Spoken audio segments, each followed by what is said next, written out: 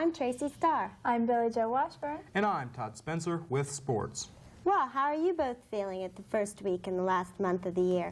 I don't know, Tracy. I'll have to think about that one. There's so much going on. I don't need to know. All I have to do is watch the previews of the show, and I know. Would you like to see? Sure, let's see it. Amy introduces us to one of our school's premier tennis players, Jennifer Stagg. Sean shows us some of the school's acting talent at the fall play. I will take you to the world of the academically talented within the know.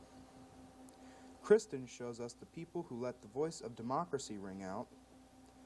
Mark lets us in on the hard work of the industrial arts classes at the Middle School West. Stephanie visits the elementary schools and introduces us to the Lincoln High School Orchestra. Valita asks us to name that school, and Tracy recalls the memories and excitement of homecoming. Now back to the anchors. Those clips are really stimulating, Todd.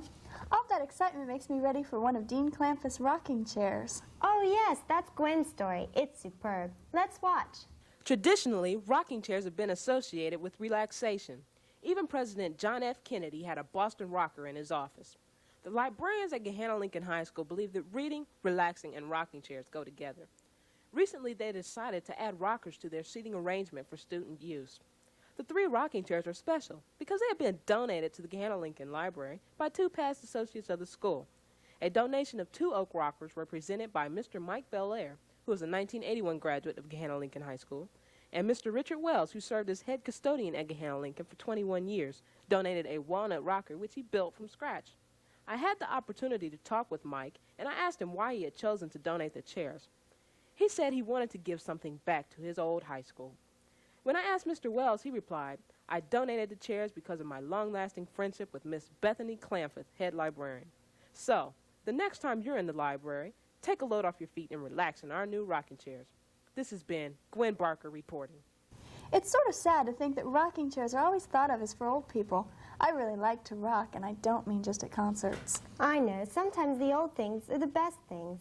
In one of the social studies classes, they had a speaker on the old frontier life, but it doesn't sound like it was the best. Let's watch. I'm on location in C Building, getting ready to hear a lecture on pioneer life by a Mr. Hume. Later in date, tomahawk head was used for fighting, all right? It would definitely hurt if you got hit in the head with that. Here Mr. Hume shows how a rock could be used by attaching it to the jawbone of an animal. Mr. Hume also said this is what a famous Indian named Tecumseh used in place of the tomahawk.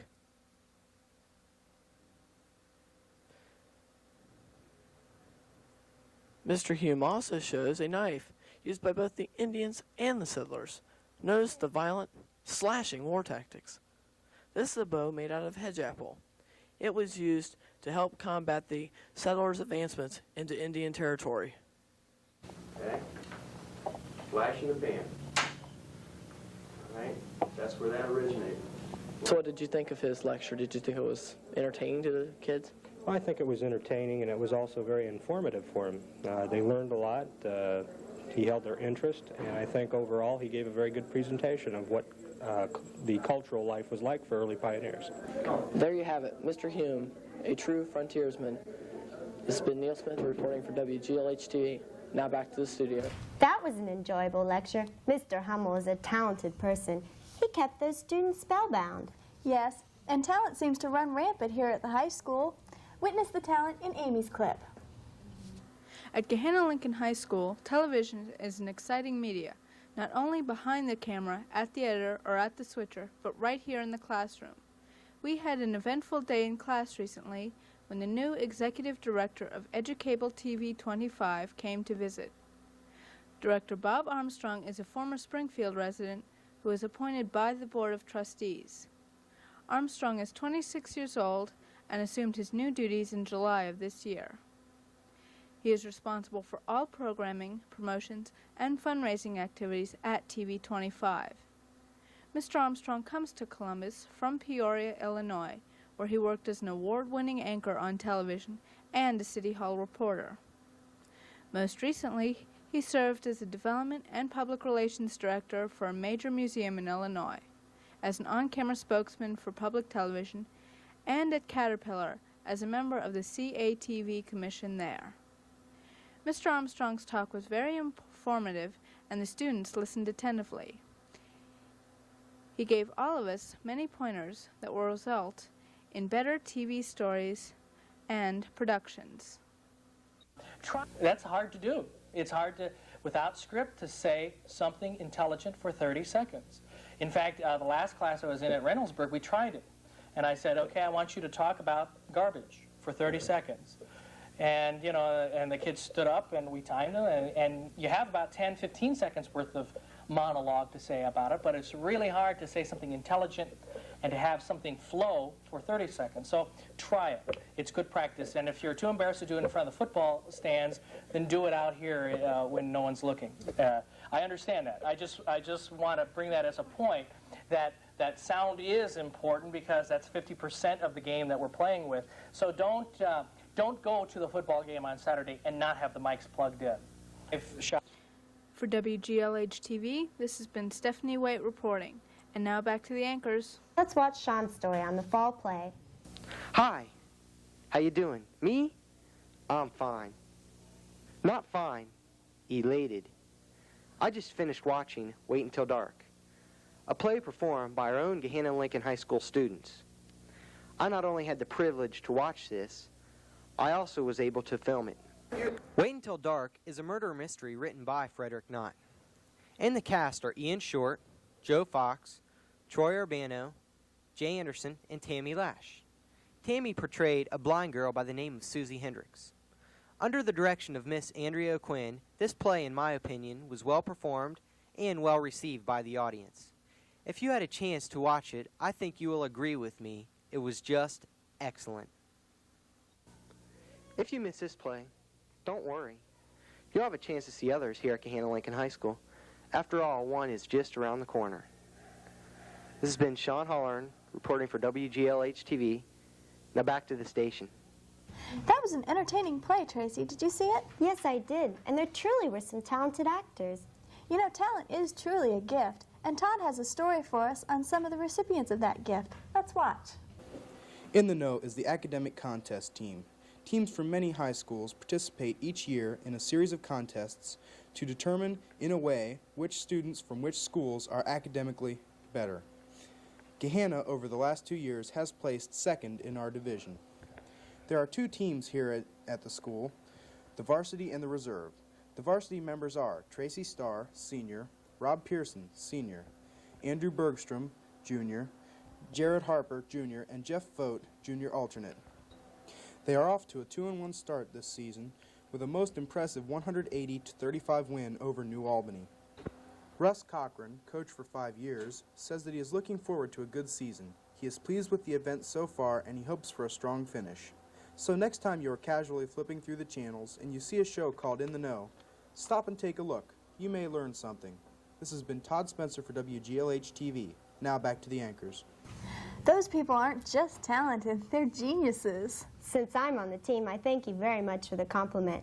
But I think hard work is more descriptive, and a lot of hard work went into this next event. Now this. VOD represents the Voice of Democracy speeches that are given annually by the students in the debate class. The entire class is required to write and present a speech on the given theme. Mrs. Geiser, debate coach, tells the class that this year's theme is going to be America's Liberty, Our Heritage. Mrs. Williamson, an English and speech teacher at Gahanna, was chosen to be the unbiased judge responsible for making the first cuts. The 7 students who were chosen to proceed in the competition were first-year members Audrey Canner.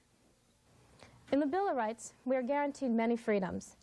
The freedom of religion, speech, press, assembly, and petition, as well as many other rights. And no rights are more important than these because in our country, the people rule, and they can do this to the benefit of everyone, only they themselves have the opportunity to make up their own minds. The rights and freedoms are the whole basis of our nation. They are liberty, America's liberty, our heritage. Joe Fox. Come on the same road that others have taken. It is a long and winding road, one emblazoned with the footprints of those who have gone before. a road that waits for those who have yet to come. And they will come. They will tread upon that road of opportunity. One by one, each different, whether black or white, Protestant or Catholic, educated or unlearned, whether old and looking for a last home, or young with eyes yearning for a new opportunity to catch a glimpse of this promised land. Debbie Zelli. The Declaration of Independence did indeed serve as the foundation for this heritage. For the first time, the colonists put down on paper a list of cherished rights, rights which they felt the British king was infringing upon, such as the right to elect their own officials and the right to a fair and just trial, liberties which the colonists considered theirs by birth. And in a spirit of indignation and responsibility, the colonists rose up to defend these rights. Second-year member Skip Evans. Third-year member Tim Lakin. Through the triumph and tragedy, certain rights and beliefs will always be recognized. The belief that everyone is equal. The President of the United States may seem more important than a farmer to some, but to others, it's just the opposite. Any way you look at it, all men are created equal, regardless of race, sex, religion, or creed. Second-year member Leah Redmond. A scene like a picture of hell lies below us. As far as the horizon is visible are fires from burning woods. Smoke covers the sky. The thunder of cannon echoes in the soldier's ear, and the harsh rattling of infantry fires heard near at hand. In the darkness the men heard voices, sentries challenged. The shadowy outline of earthworks came into view. There were a few shots from skirmishes, then a great sheet of flame lit up the woodland and dropped a choking cloud of smoke. And second-year member B.J. Washburn. In order to do this, we must first learn to believe in ourselves and our country. Be willing to live and to die for it, and it alone. Be willing to forget all other things but it. And last, but not least, we must always remember that our freedoms are America's heritage. For the next cuts, Mr. Dale Ford, Gahanna's high school principal, Mr. John Howard, the assistant principal, and Mr. Jack Schmidt, superintendent of finances, were all brought in to judge. The winners were presented with certificates by Mr. Ford. Third place went to Skip Evans, second place went to last year's first place winner, Tim Lakin, and first place was presented to Leah Redmond. Congratulations to all VOD participants, and be sure to keep watching because we'll have reports on how the Gahanna top finalists did on the national level. This has been Kristen Hampton from WGLH. The outcome of a contest isn't always predictable, but it is a lot of hard work. Talent and hard work both are indicative of this next group. Here's Mark. This is Mark Mass reporting from Gahanna Middle School West. 5 years ago, when I was in the 8th grade and walked down this hallway to industrial arts, I looked forward to making lamps and making race cars. But now, the 8th graders that walk down this hall to industrial arts look forward to bigger and more exciting challenges in industrial arts. The major change in industrial arts took place in the era of curriculum. Mr. Bandy, the industrial arts teacher, changed the 8th grade curriculum to include the study of mass production and construction. This was done to show the students how most things are made in the world today. The product mass produced was a lounge chair. The chair was made the way a chair would be made on an assembly line, with each student building a given part the number of times it was needed. The students then assembled the chair and were allowed to take that chair home. And the chairs are comfortable. Here is 8th grade student Sean Crockett with a student's view on how mass production works. Basically, it's like you have your machine set up in a convenient area where you can go to station. You have people set there, and you take the parts and you move the part along one by one. I mean, you just build like numbers like 36 pieces of one part and take it through the different machines. The other process studied is the process of construction. The students build an 8x12 shed from the raw materials all the way up to the finished product. Here is Mr. Bandy with a little more detail on the construction process. Basically, the building's illustrating construction, and what we do is we go through some things on how does your house stay up? Why doesn't it fall down?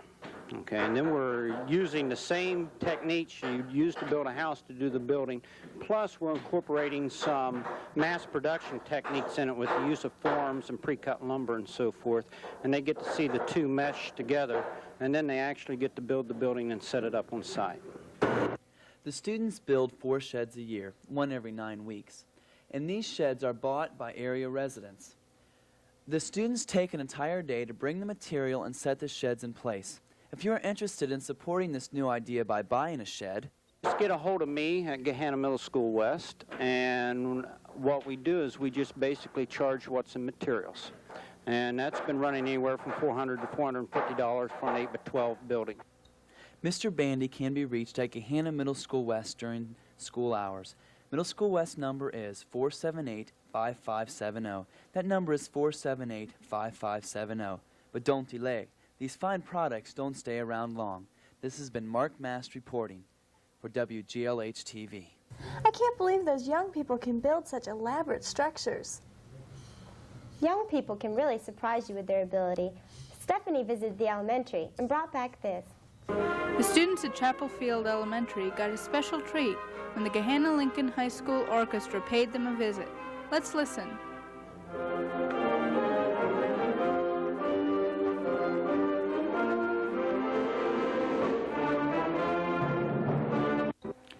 The kids sat attentively through Festique and Phantom Regiment when, to make things interesting, orchestra representatives Shannon Geddes and Brad Sunderland went into the audience to pick 2 junior conductors to help direct the orchestra. Both Adam and Whitney took turns conducting Somewhere Out There. Let's see how they do.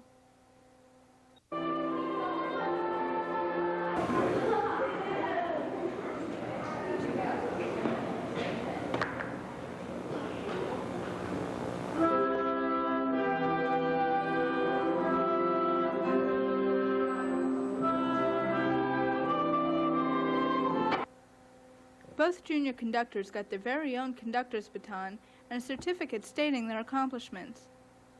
Then Miss McCown took over and conducted not only Somewhere Out There, but International Dixieland Jamboree, and finished the concert with Disney Magic. For WGLH TV, this has been Stephanie White. Now back to the studio. I love to visit the elementary schools. The little kids are so enthusiastic. They sure are, and they're going to have another thing to be enthusiastic over when they get their new school. I know. Don't they have a contest going on for the naming of that new school? They sure do, and Valita has a story on it. Let's watch. The Gahanna Jefferson Board of Education has asked that elementary students in the school district help name the new elementary school. A writing contest, which all elementary students may enter, will be utilized to accomplish this task. An essay is to be submitted by elementary students, which would contain their choice of a name and, in 50 words or less, reasons why he or she likes that name. Students in kindergarten and first grade who enter the contest may dictate their entry to someone to copy. Students in grades 2nd through 5th who enter the contest are urged to write a rough draft on their own paper, revise and edit that draft, and copy the finished work onto the entry form. Written entries are to be judged on the following: creativity, organization, word choices, neatness, and mechanics. Prizes will be awarded in primary, kindergarten through 1st, and 2nd and 3rd, and intermediate, 4th through 5th. There will be 1st, 2nd, and honorable mention for all 3 categories, and certificates of recognition for all participants. To win a prize, a student must have suggested the name for the elementary, which is eventually chosen by the Board of Education, and must have a written entry of 50 words or less. Decision of the judges will be final. This has been Valita Johnson from WGLH TV. Now back to the studio. There will be some real excitement brewing when they decide who gets to attend that new school. I know. Do you know that excitement personified was found recently at one of our school's homecoming festivities? I was there, and I brought back this.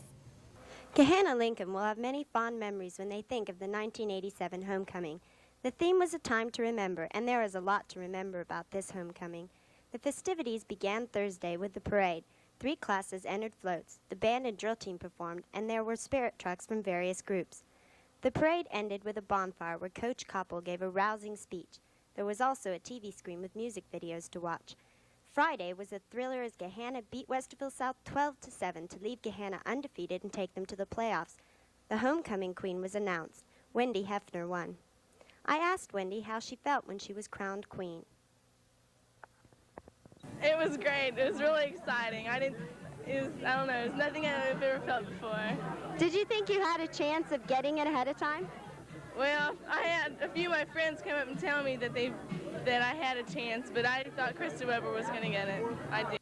On Saturday from 8:30 to 11 was a homecoming dance. The walls were decorated with pictures from the past fitting the theme. Music King provided entertainment with its music and video screen. There was also a chance to have pictures taken.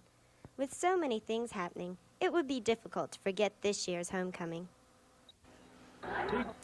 This has been Tracy Starr reporting for WGLH TV. Now back to the studio. Sports always seem to generate the max in excitement. It certainly does, Tracy. And here's a good spot for us to see what Todd has in sports. Todd? Thanks, BJ. We'll begin with some special scores. Gahanna is unstoppable. With a 12-7 win over Westerville South, Gahanna has a 10-0 record in the OCC and undisputed first place. Gahanna plays Chillicothe at Dublin this Saturday, and Amy has more. Even though the Gahanna Lincoln High School volleyball team finished its season 14-9, they had many young, outstanding players, one of which happened to be junior Kelly Worley. Kelly received the honors such as first team, district, and second team All-OCC. We had a chance to interview Kelly, and this is what she had to say. Do you plan on pursuing a career in volleyball? Yes, I hope to play in college.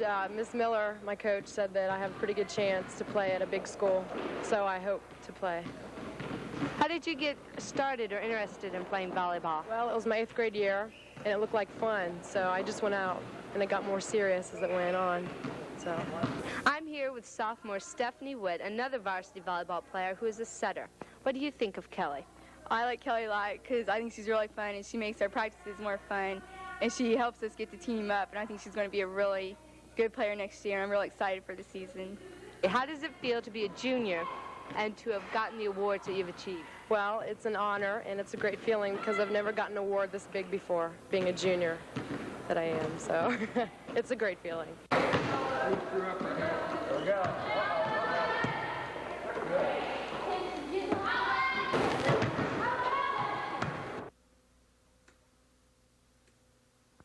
Congratulations not only go to Kelly Worley, but to the Gahanna Lincoln High School volleyball team. The ladies did a fine job this season. We would also like to wish Kelly good luck in pursuing her volleyball career. This has been Amy Wallace for WGLH TV. Now back to you, Todd. Look for basketball and swimming in upcoming shows. And that's about it for sports. And that about wraps it up. Speaking of wrapping it up, have you two girls finished all your Christmas shopping yet? Finished? Well, I just thought I would ask. Well, you asked.